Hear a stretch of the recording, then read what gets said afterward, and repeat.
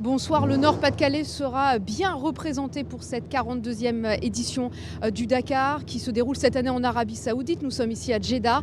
Après les années africaines, après les années sud-américaines, nous voici dans un nouveau décor. Alors on en avait parlé, il y a toute l'équipe autour du pilote lillois Axel Alétru, une vingtaine de personnes. Et puis il y a celui sur lequel reposent les espoirs de victoire française. Bonsoir Adrien Van Beveren. Bonsoir Céline. Malchanceux ces 2 dernières années, 5e Dakar, à quelques heures de prendre le départ.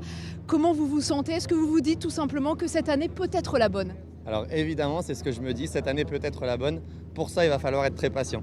En fait, c'est un drôle de sentiment. Il faut que je contrôle mon émotion d'avoir envie, cette envie de rouler vite, d'attaquer, d'être devant, de gagner même. Il faut que je la contrôle puisque la navigation s'annonce très très complexe ici. Et donc il va falloir plutôt essayer de contrôler la vitesse, enfin la navigation avant la vitesse. Changement de décor aussi pour les pilotes. On dit que c'est un retour aux sources avec beaucoup plus de navigation. Vous n'avez connu que les éditions en Amérique latine. Qu'est-ce que ça vous fait d'arriver ici en Arabie? Alors c'est vrai qu'on nous annonce un Dakar plutôt plus orienté vers l'aventure. Je pense que les étapes vont être très très longues, des gros kilométrages.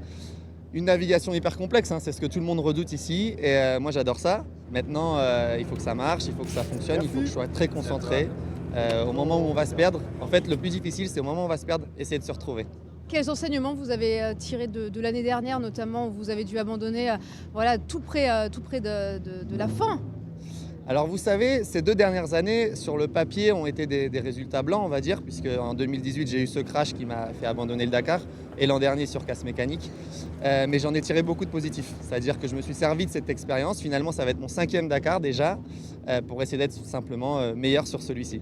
Voilà, merci beaucoup Adrien. Donc à suivre Dossard numéro 4 en moto. On y reviendra tout au long de cette édition. Un Dakar à suivre sur France 4 dès demain à partir de 19h.